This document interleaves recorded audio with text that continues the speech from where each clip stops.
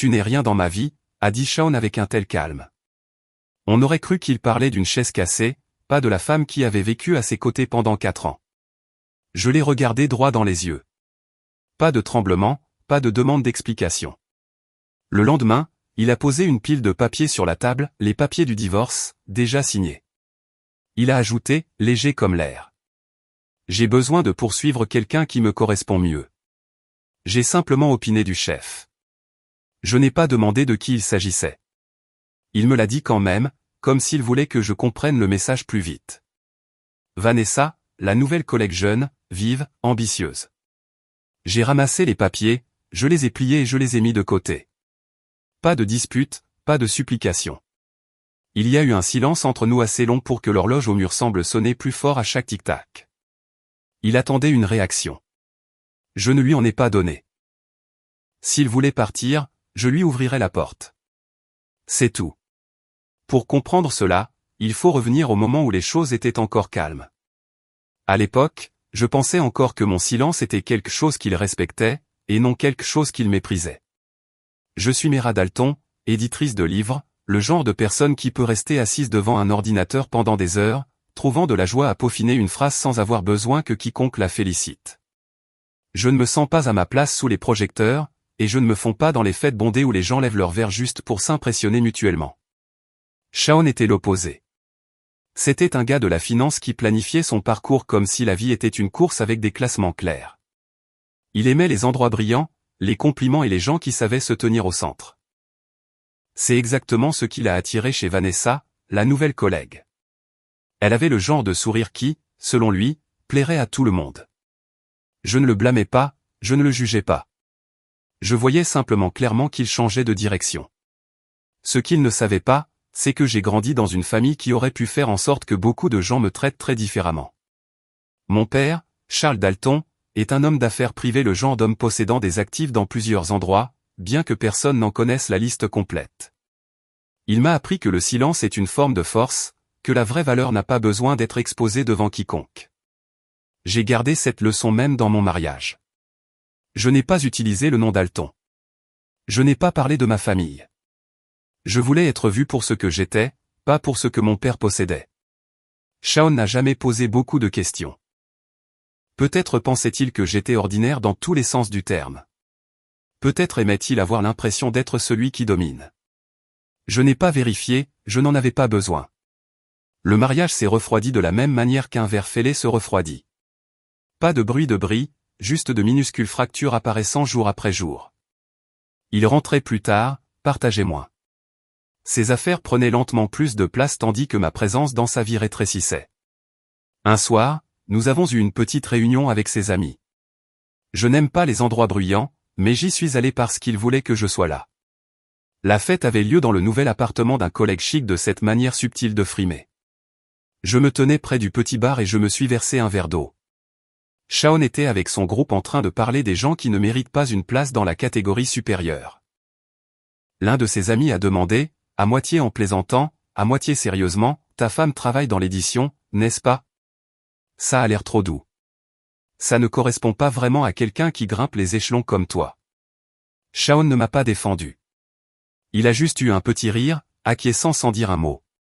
Je me tenais à quelques pas de là, assez près pour tout entendre, et assez calme pour ne pas m'approcher et demander ce qu'il essayait de prouver. Les yeux de Shaun se sont posés sur moi une seconde, puis ont passé à autre chose. Ce que j'ai ressenti n'était pas de la douleur, c'était de la clarté. Sur le chemin du retour, la plupart des épouses auraient demandé à leur mari, « Pourquoi n'as-tu rien dit ?» Mais je n'ai pas posé cette question. Je lui ai demandé autre chose, direct mais calme, « Comment veux-tu que je me présente à tes fêtes ?» Il m'a regardé à travers le miroir de la voiture. « Tu as juste besoin de ne pas avoir l'air déplacé. » Je me suis regardé dans le miroir. Je suis le genre de personne qui n'est pas douée pour faire semblant, qui n'a pas besoin d'attention et qui n'est pas du tout déplacé à moins d'être à côté de quelqu'un qui veut que je sois quelqu'un d'autre. Je n'ai rien dit de plus.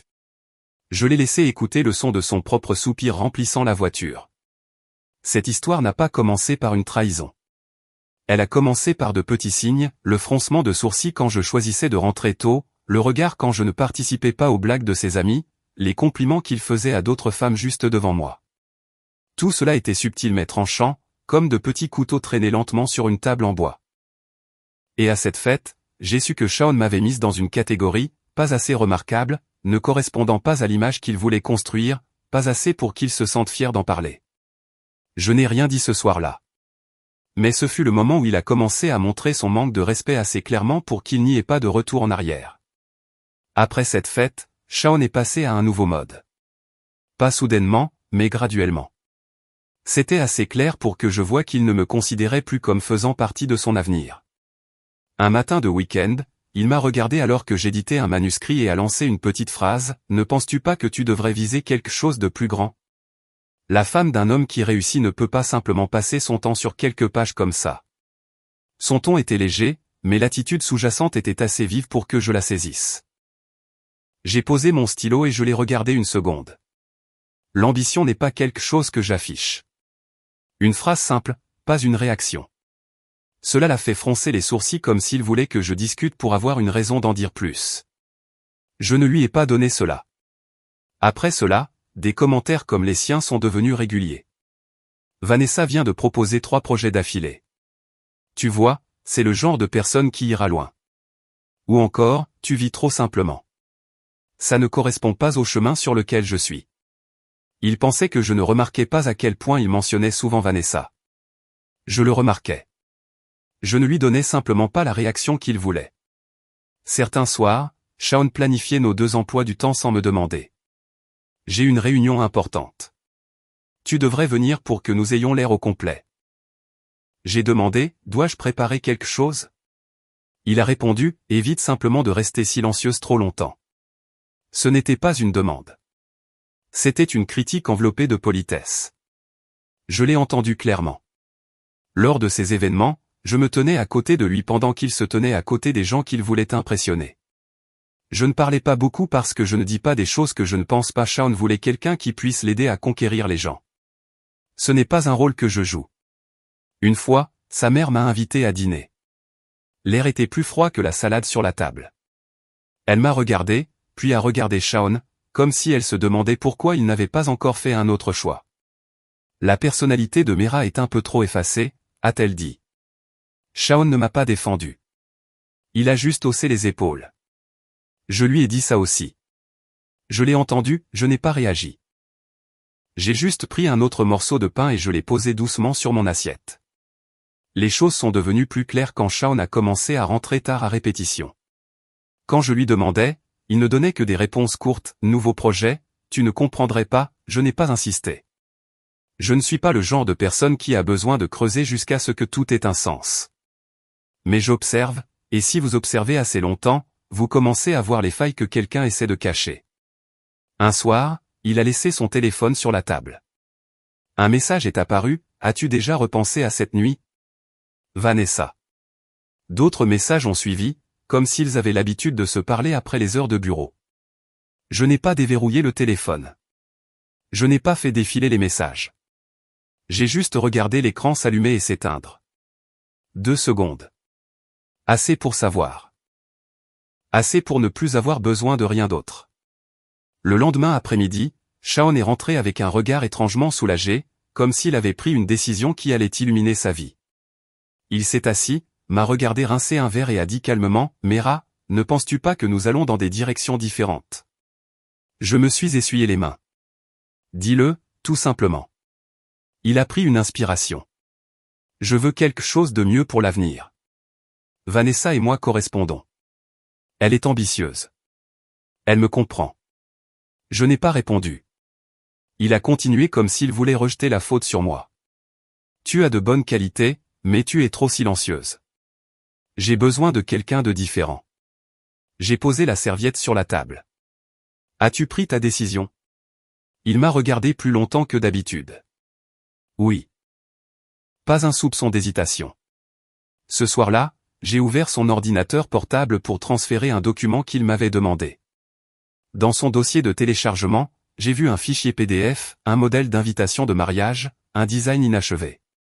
Le nom de la mariée, Vanessa Green. Plus aucun doute possible. Il se préparait à demander une autre femme en mariage alors qu'il vivait encore sous ce toit. Je ne me suis pas mise en colère, je n'ai pas eu mal. C'était comme se tenir devant une fenêtre qui se fermait lentement. Pas de bruit, mais définitif. Quand il est rentré, je lui ai tendu l'ordinateur. L'écran était ouvert sur l'invitation de mariage. Il s'est figé une seconde. Mera, j'allais te le dire, mais pas tout de suite. Je l'ai regardé comme s'il était un étranger. Pas besoin. Si c'est ton choix, alors pars. Il a ouvert la bouche pour s'expliquer, mais ce que j'avais dit a suffi à le faire taire. Pas de larmes, pas de questions, pas d'accroche. Certaines choses, quand elles sont dites calmement, tranchent plus net que n'importe quelle accusation. Shaun a fait ses bagages le soir même. Il ne m'a pas regardé longtemps. Il ne s'est pas excusé. Il croyait faire ce qu'il fallait pour son avenir. La porte s'est refermée derrière lui. La maison est devenue silencieuse d'une manière étrange. Je me suis assise dans le fauteuil près de la porte, ma main posée sur la table. Pas de pleurs, pas de tremblements, juste laisser le silence s'installer sur tout comme une fine couche de poussière. Ce n'était pas le moment où je me suis effondré. C'était le moment où tout est devenu clair. Shaun a quitté la maison par une soirée sans pluie. Rien de dramatique, juste le clic de la porte et des bruits de pas s'estompant au loin. Quelques semaines plus tard, l'invitation de mariage est arrivée dans ma boîte aux lettres minces, formelle, polie de cette façon dont les gens essaient d'être gentils tout en frimant. Je l'ai ouverte. Son nom. Le nom de Vanessa. Pas de surprise, juste le point final d'un voyage qu'il avait commencé bien avant que je m'en rende compte. Je suis allé au mariage non pas pour prouver quoi que ce soit, je n'avais simplement aucune raison de refuser. Shaun et Vanessa avaient choisi un grand jardin pour la cérémonie. Beaucoup de fleurs, des lumières chaudes et des sourires qui tentaient d'afficher leur nouveau bonheur. Quand je suis entré, quelques regards se sont tournés vers moi. Pas de murmures, juste un jugement clair. La famille de Vanessa me regardait comme une vieille robe que l'on garde par regret. Une femme plus âgée, probablement la tante de la mariée, a demandé à Shaun, qui se tenait à proximité, « N'est-ce pas ton ex-femme » La pauvre. Shaun a juste eu un léger sourire. Pas de méchanceté, mais assez pour me montrer où j'en étais dans son esprit maintenant. Je n'ai pas réagi. J'ai marché vers la zone des invités et j'ai choisi un siège sur le bord où la lumière était suffisante pour que je puisse tout voir sans attirer trop l'attention. La cérémonie s'est déroulée sans accroc. Vanessa était belle de la manière dont le sont les gens qui se savent regarder. Shaun tenait sa main avec l'assurance que je lui connaissais autrefois. Mais en regardant en arrière maintenant, cela semblait vide. Personne ne m'a rien dit de dépoli, mais leurs yeux disaient tout, une vieille ombre, quelqu'un de laissé pour compte, un détail sans importance. Je suis resté immobile, buvant de l'eau, les regardant échanger leurs alliances. Pas triste, voyant simplement clairement la distance entre moi et l'endroit où ils se trouvaient. La réception qui a suivi était encore plus bruyante. La musique à fond, les gens buvant davantage. Je ne voulais pas rester, mais je me suis attardé quelques minutes parce que la tante de tout à l'heure a entamé la conversation. « Que faites-vous dans la vie » a-t-elle demandé. Son ton n'était pas méchant, mais il n'était pas respectueux non plus. Je l'ai regardé une seconde, assez longtemps pour réinitialiser l'atmosphère. « Je suis assistante d'édition », ai-je dit. Mon père ne voulait pas que je mette l'entreprise à mon nom. Léger, décontracté, sans frimer, mais allant droit au but. La pièce est devenue immédiatement silencieuse. Elle m'a regardé comme si elle avait mal entendu. Shaun a jeté un coup d'œil de notre côté. Vanessa s'est arrêtée en plein sourire. Je n'ai rien dit de plus. J'ai juste levé mon verre et pris une gorgée, comme si je venais de me présenter de la manière la plus simple possible. Lors d'une fête où tout le monde essaie de faire ses preuves, le calme est toujours ce qui irrite le plus. J'ai quitté le mariage tôt. Personne ne m'a raccompagné. Je n'en avais pas besoin. Ce soir-là, en marchant dans le parking avec un vent un peu vif, j'ai ressenti une légèreté inhabituelle dans ma poitrine. Shaun avait pris le chemin qu'il voulait. Je retournais à la vie qui existait bien avant lui. Dans les jours qui ont suivi le mariage, j'ai surpris des murmures ici et là, quelqu'un posant des questions sur les Dalton, quelqu'un d'autre mentionnant mon père lors d'une grande réunion en ville. La nouvelle s'est propagée lentement mais sûrement. Shaun, qu'il le veuille ou non, l'apprendrait. Il ne m'a pas envoyé de message, n'a pas appelé, mais je savais par les quelques amis communs qui prenaient des nouvelles qu'il essayait de comprendre pourquoi je n'avais jamais dit un mot. Je n'ai pas expliqué. Il n'y avait pas de besoin. Je suis retourné au travail comme d'habitude. Je mangeais toujours seul à midi. Je gardais toujours mon habitude de lire des manuscrits avant de dormir. Mais quelques jours après le mariage, le chef de département m'a appelé dans son bureau. Il y avait un nouveau contrat, un gros. Il fallait quelqu'un pour s'occuper du contenu de tous les documents contractuels, terminologie complexe, beaucoup de détails nécessitant une édition minutieuse. Il voulait me confier la tâche. Vous travaillez avec précision, a-t-il dit. Et surtout, vous ne laissez pas les émotions diluer quoi que ce soit. J'ai acquiescé. Je ne lui ai pas dit que je savais cela de moi-même depuis des années. Dans les semaines qui ont suivi, j'ai changé d'une manière que même moi je n'avais pas prévue. Non pas pour être quelqu'un d'autre, mais pour entrer dans l'espace dont je m'étais autrefois tenu éloigné. Je travaillais plus dur, mais mon esprit se sentait léger. Je parlais moins, mais avec plus de précision. J'étais invité à des réunions plus importantes, et j'ai réalisé que le calme que j'avais maintenu pendant des années était quelque chose qui ne s'apprenait pas. Lors d'une réunion de préparation pour le contrat, j'ai reçu un ensemble de fichiers du partenaire. Quand j'ai ouvert la première page, je me suis figé exactement une demi-seconde. Le nom de l'entreprise partenaire figurait dans le coin supérieur gauche, l'entreprise pour laquelle Shaun travaillait. Pas son entreprise à lui, mais il faisait partie de l'équipe de conseil. Son nom apparaissait sur la liste du personnel associé. Clair, net, impossible de se tromper.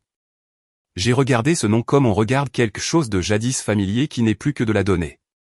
Pas d'irritation, pas de satisfaction, juste le timing. J'ai fermé le dossier, je l'ai mis de côté et j'ai commencé à noter les points clés. Je n'ai pas pensé à l'éviter.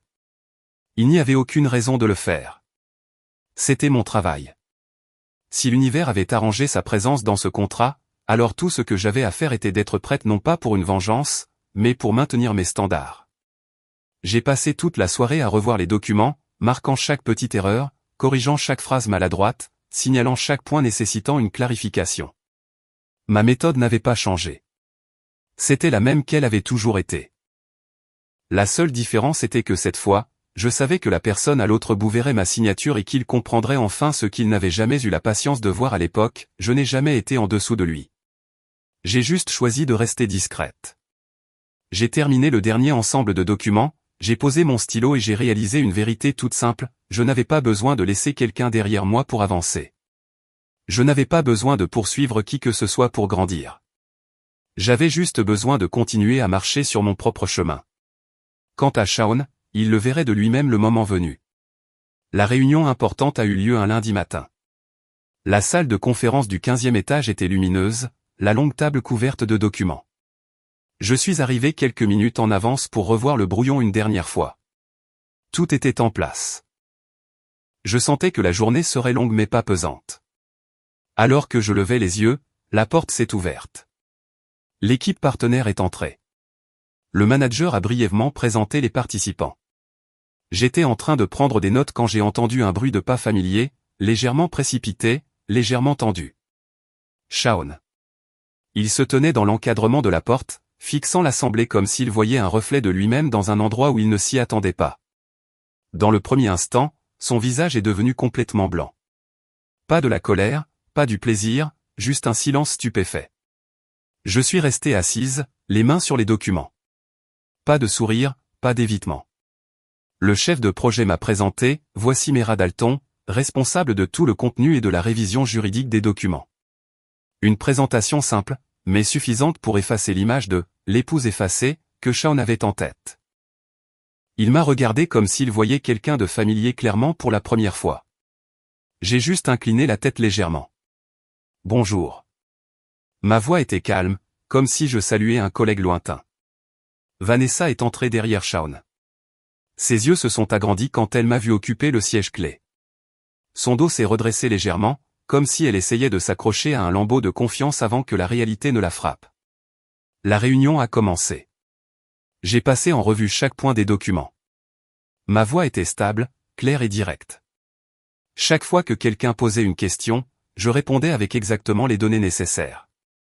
Sans frimer, sans exagérer, mais sans laisser personne penser que je n'étais pas sûr de ce que je faisais. Shaun était assis en face de moi. Chaque fois que je parlais, il levait la tête comme pour s'assurer que la personne devant lui était bien la Mera qu'il avait connue autrefois. Vanessa était assise à côté de lui, prenant des notes maladroitement, sa main tremblant légèrement chaque fois que Shaun jetait inconsciemment un coup d'œil à mes documents. J'ai fait semblant de ne pas remarquer, non pas parce que j'essayais de paraître forte, mais parce qu'honnêtement, il n'avait plus le pouvoir de m'ébranler. Vers le milieu de la réunion, Shaun a essayé d'entamer la conversation. « Mera, comment vas-tu ces derniers temps ?» Une petite question au mauvais moment. J'ai posé mon stylo. « Bien. » Juste un mot, rien de plus. Puis j'ai repris la présentation. Il essayait de se raccrocher à un souvenir, essayant de me ramener dans l'ancien espace. J'en étais déjà sorti depuis longtemps. Plus tard, quand les documents ont atteint une section particulièrement complexe, Shaun a tenté d'intervenir. Je me souviens que tu avais l'habitude de stresser avec ce genre de texte.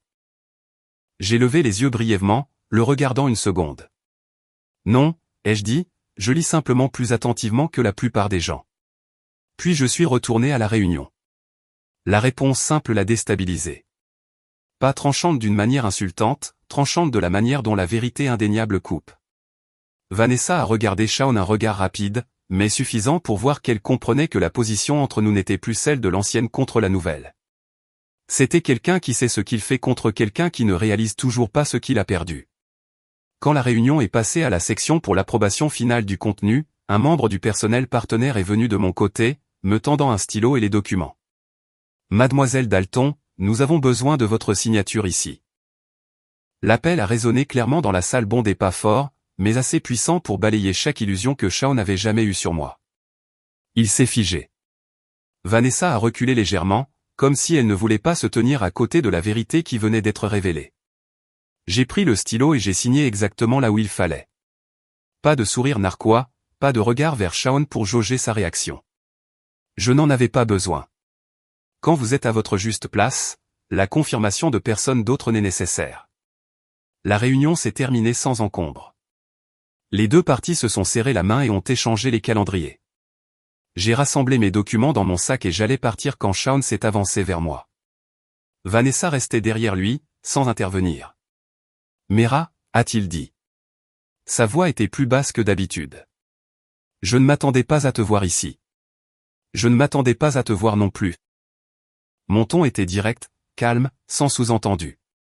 Il m'a regardé pendant quelques secondes de plus comme s'il voulait expliquer quelque chose. « Mera, Je l'ai coupé en désignant légèrement les documents dans ma main. Nous travaillons, rien de plus. Une phrase simple, pas insultante, mais assez claire pour lui montrer exactement où se trouvait la limite.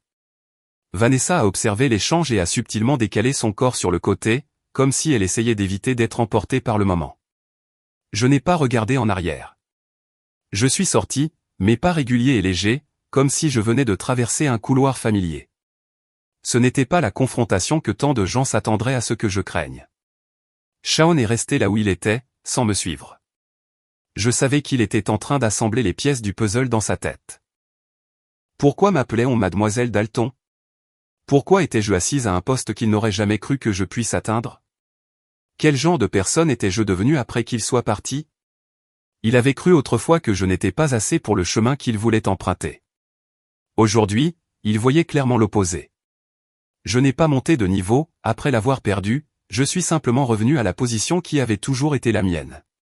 La position qu'il n'avait jamais vue parce qu'il n'avait jamais essayé de regarder. Il ne m'a pas perdu parce que j'ai changé.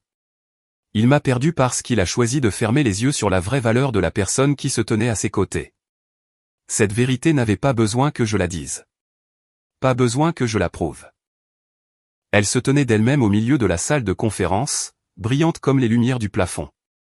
Moins d'une heure après la fin de la réunion, je sortais du hall quand j'ai entendu une voix derrière moi. « Mera, attends une seconde. » Shaun a couru après moi. Sa respiration était plus rapide que d'habitude. Vanessa se tenait à une distance prudente derrière lui, les doigts serrant la lanière de son sac, son visage tendu comme si elle sentait déjà quelque chose lui glisser entre les mains. Shaun s'est arrêté devant moi. « Je veux parler. » Sérieusement. Sa voix était basse, dépouillée de l'arrogance et de la confiance qu'il avait encore quelques mois auparavant. Je l'ai regardé. « Je t'écoute. » Il a dégluti, essayant de garder sa contenance. « Mera, je t'ai mal jugé. » Il l'a dit comme s'il admettait une faute grave. Je ne savais pas que tu étais ce genre de personne. Je n'ai pas répondu. Ses émotions n'étaient pas les miennes à gérer. Derrière lui, Vanessa s'est un peu rapprochée. Ses yeux faisaient la navette entre Shaun et moi, essayant de lire ce qui se passait. Elle savait que ce n'était pas une conversation qu'elle voulait entendre, et ce n'était pas une conversation dans laquelle elle pouvait intervenir. Shaun a continué, je ne pensais pas que tu étais aussi forte. Cela ressemblait à un compliment, mais cela reflétait simplement à quel point il avait été aveugle auparavant. Je l'ai laissé parler quelques secondes de plus, puis j'ai répondu, mon ton aussi calme que lorsque je réponds à des questions en réunion. Tu es parti parce que tu pensais que je n'en valais pas la peine, mais tu n'as jamais vraiment regardé. Les mots sont tombés entre nous trois petits mais lourds. Vanessa a pris une inspiration superficielle. Shaun a baissé la tête une seconde comme si la phrase avait touché l'endroit exact qu'il évitait depuis le début. Je n'ai pas blâmé le passé. Je n'ai pas évoqué sa trahison. J'ai simplement énoncé la vérité qu'il avait autrefois choisi d'ignorer. Il me regardait différemment maintenant. Plus de confiance, plus le sentiment de me dominer. Je suis désolé, a-t-il dit, la voix rauque. Je ne savais pas que tu étais comme ça. J'ai rencontré son regard. Shaun, tu ne l'as pas vu parce que tu ne le voulais pas parce que ce n'était pas là. Cette dernière phrase était tranquille, mais suffisante pour qu'il comprenne qu'il avait déjà perdu au moment où il avait choisi de s'en aller. La distance entre nous maintenant n'était pas la distance entre deux personnes qui ont partagé un foyer, c'était la distance entre deux lignes droites, l'une avançant, l'autre sombrant seule sans que personne ne la pousse. Il a laissé échapper un petit rire sec comme quelqu'un réalisant quelque chose trop tard. Je pensais avoir choisi le meilleur chemin, sa voix semblait fatiguée. Mais peut-être que non. Je n'ai pas opiné. Je n'ai pas nié. Je l'ai laissé entendre cette vérité par lui-même. Vanessa s'est rapprochée, essayant de rester digne. Shaun, nous devons y aller. Elle l'a dit, mais ses yeux sont restés fixés sur moi. Il y avait de l'inquiétude en eux, quelque chose que je n'avais pas besoin de toucher. Shaun s'est tourné vers moi. S'il y avait une chance, je voudrais te parler à nouveau. Je l'ai regardé calmement. Il n'y a plus rien à nous dire, Shaun. Pas cruel, juste vrai. La voiture de mon père s'est arrêtée juste devant le bâtiment de couleur sombre, silencieuse, familière. Le chauffeur est sorti et m'a ouvert la porte. Mon père était assis à l'arrière en train de lire des documents, ne levant les yeux qu'une seconde lorsqu'il m'a vu arriver. Shaun a regardé la scène, et je pouvais voir exactement ce qui était en train de s'imposer à lui. Je n'étais pas la femme qu'il avait quittée pour trouver quelque chose de mieux. J'étais la femme avec laquelle il n'avait jamais été au même niveau pour commencer. Je me suis tourné vers lui. Une dernière phrase courte, fraîche, mais pas destinée à blesser, j'espère que tu trouveras ce dont tu as vraiment besoin. Je l'ai dit, puis je suis monté dans la voiture. Je n'ai pas regardé en arrière. Je n'ai pas laissé la porte ouverte. La voiture a démarré doucement. À travers la vitre, j'ai vu Shaun debout exactement là où il était, les bras ballants, les épaules s'affaissant légèrement vers l'avant comme quelqu'un qui vient enfin de voir la vraie valeur de quelque chose qu'il avait autrefois dédaigné. Vanessa a touché son bras, mais il n'a pas répondu. Elle m'a regardé à travers la vitre de la voiture, les yeux pleins d'inquiétude. Quant à moi, j'étais assise droite, calme, ne transportant aucune émotion superflue avec moi. Je n'ai pas disparu de la vie de Shaun. Je ne me suis pas enfui, et je n'ai pas eu besoin de le vaincre de manière bruyante ou dramatique. Mon calme et ma stabilité l'ont fait pour moi. Dans la vie de chacun, il y a des fins qui n'ont pas besoin de bruit. Le moment où j'ai fermé la porte de la voiture en était une. Et Shaun, pour la première fois, a compris que dans l'histoire entre nous, celui qui n'était rien n'a jamais été moi. En fin de compte, la valeur d'une personne ne se définit pas par qui la quitte. Elle se définit par la manière dont elle reste sur ses positions lorsqu'elle est sous-estimée. Quand on sait qui l'on est, le départ de quelqu'un d'autre n'est plus une perte. C'est simplement un test pour lui. C'est ici que l'histoire se termine. Merci d'avoir écouté jusqu'au bout. Et si vous souhaitez continuer ce voyage avec nous, n'oubliez pas de vous abonner à la chaîne et de mettre un j'aime à la vidéo. Nous apprécions vraiment chacun d'entre vous qui choisissez d'être ici.